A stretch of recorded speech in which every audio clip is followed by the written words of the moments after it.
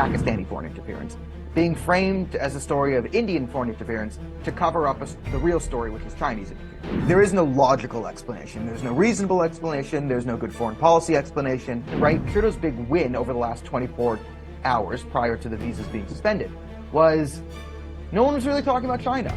And instead of that, we were talking about this, and he got the media to pretty much take his side because every major news outlet in Canada is in some way funded by the Liberal Party now. Trying to decipher the motivations of Justin Trudeau can be a maddening task at times, to figure out why he's done what he's done here.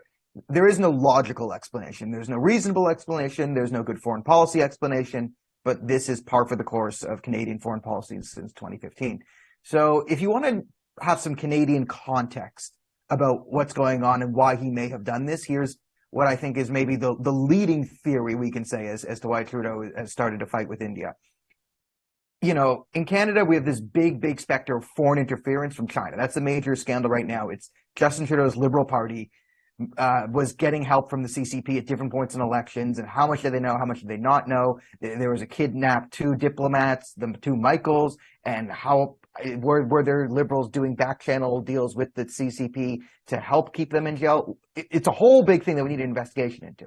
So in order to shift the specter from Chinese foreign interference, we have a story in Canada, which is essentially a story about Pakistani foreign interference, being framed as a story of Indian foreign interference to cover up the real story, which is Chinese interference. This is the context. So what Trudeau gets in a win, right? Trudeau's big win over the last 24 hours prior to the visas being suspended was no one was really talking about China.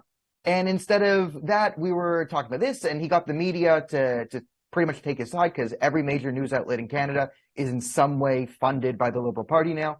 The government has given them billions of dollars. They need the government subsidies to survive. So there's an element of sort of control they can have on the media narrative. So they're able to spin it, and they're able to say that people who are criticizing Trudeau, the Conservatives, are actually not in favor of fighting interference. It's the Liberals that are fighting interference. See, they kicked out a diplomat because there was a big thing. They wouldn't kick out a Chinese diplomat. We had evidence he was threatening the family of a sitting MP. He wouldn't kick that diplomat out for over a week. We had to force him to kick him out. So now he's kicking out a diplomat willy-nilly to sort of muddy the waters and gaslight the country to say, look, I'm so strong on foreign interference. I kicked out a diplomat, and now the people who are criticizing me, they're not strong on foreign interference. So it's sort of a conflation of a lot of Canadian foreign policy issues have been jumbled up by the Liberals in the media internally in Canada and sold out to Canadians. So that was Trudeau's big win, you could say, was instead of making it about Chinese foreign interference, he made it about his personal fight with India. But again, this is blown up in his face because it's not like the Indian government was just going to sit there and do nothing.